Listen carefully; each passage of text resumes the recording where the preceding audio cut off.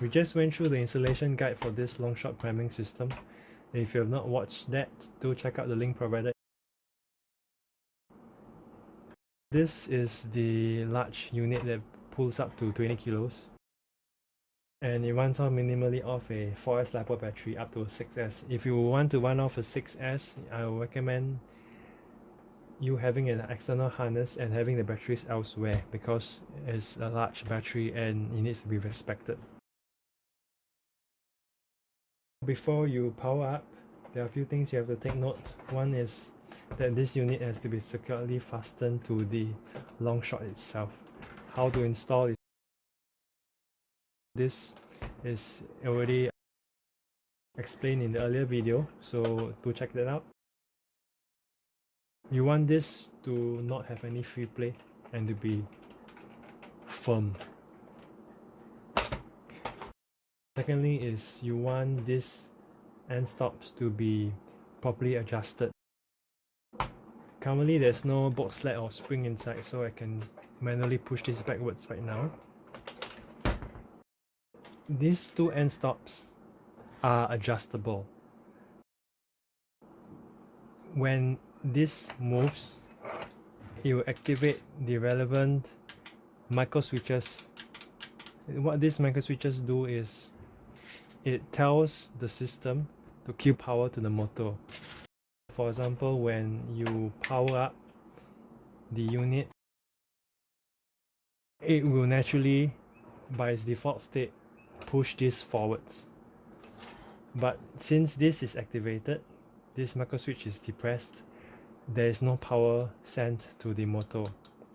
If this is not set right and this micro switch is not activated, power will continually be sent to the motor and it will overheat and melt the system, and you wouldn't want to short circuit a LiPo battery. Let me explain with the other Longshot is, okay, this is the smaller of the two. The smaller one that pulls up to 12 kilos and runs off from a 3S LiPo. Like I explained, from that, when it pushes forwards and activating this micro switch, what you want to see is over here is this bolt sled is fully closed and this is pushed. If this is not pushed, this micro switch is not activated, depressed, it will continue to push this bolt sled and overheat the system because it's a physical limit. You can't push it further. Ideally, you want it to close fully. Have this micro switch lever fully flush and touching the cover.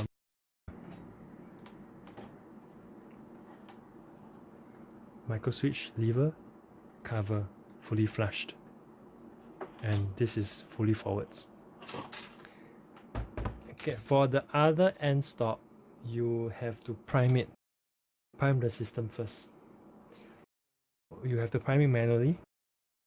In this case, there is no priming grip here. What I do is let me get this out of the way.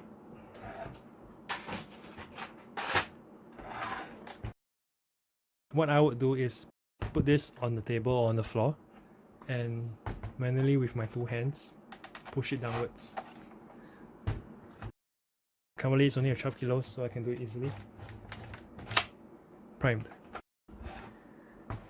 In this, you have to take note. Like I mentioned, if this is not activated when this is all the way backwards and it's physically limited, there's no way it can go further. If this is not activated, you continue to put power into the motor and burn everything. Same as the other one, you want this to be fully depressed. And this, like that, fully depressed, flush. If you know how this works, and it's currently primed, so I can leave it like that. This is adjustable. You can have it activate earlier or later. It's better to be early and then adjust it till it's just right, than to be too late and overheating the motor. If you know what you're doing, you can adjust this according to your setup.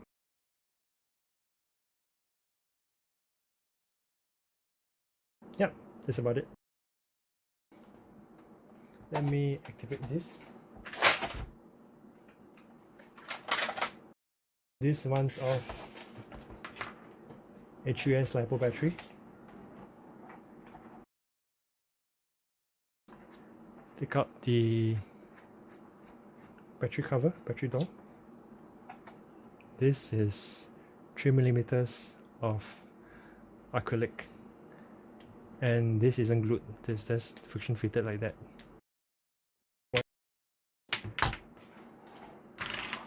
Make sure it's turned off. It's off. O for off. Put the battery in and cover it up.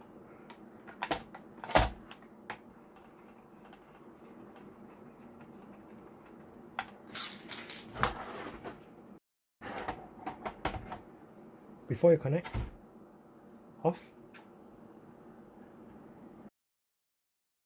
The other thing is to make sure that this is pushed all the way forwards.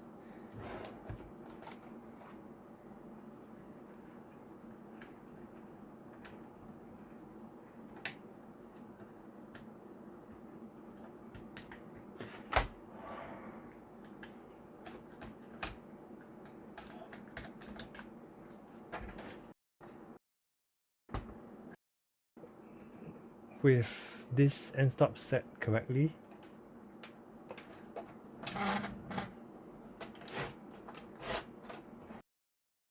and everything is wiggle free, no rattling and everything. If you're confident, you can go ahead and power up. When you power up, what you want to see is no movement. With this end stop micro switch activated, you want to see no movement. If you see something, you stop. Nothing. The first step is gently tap the system. I'm just doing it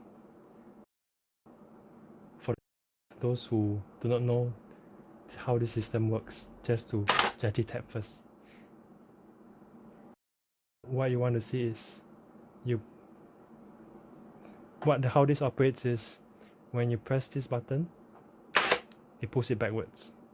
When you release the button, it pushes it forwards. When you reload, you just hold the button down, reload, let go, fire. So I'm just going to dry fire it once.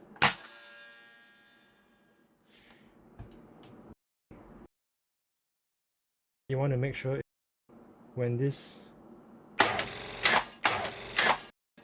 that happened, because it wasn't set right. What you saw was the end stop hitting the micro switch too early before it catched. What you want to do is you bring this away from the end stop so that it hits this micro switch later. You turn it anti-clockwise.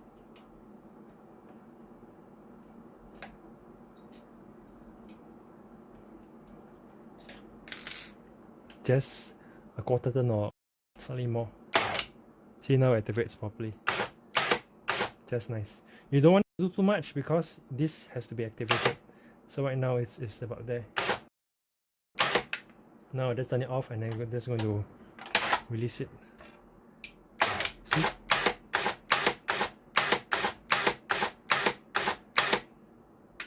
When you want to fire off, you just do it like this.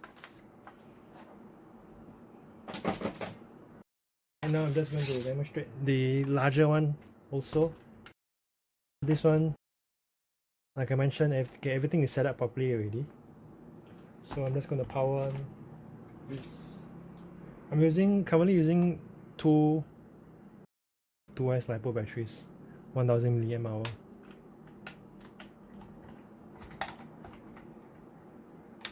Make sure the power is off.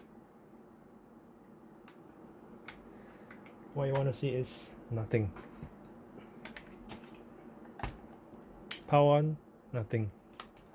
Make sure this end stop is activated. In this case, it already is. And then press the button. 18 kilos. Currently, I have a scar barrel, so I can't hold the barrel and dry fire. So what I do is I fire it with it engaged, and this motor the gearbox will slow down the entire system when as this plunger pushes the pusher.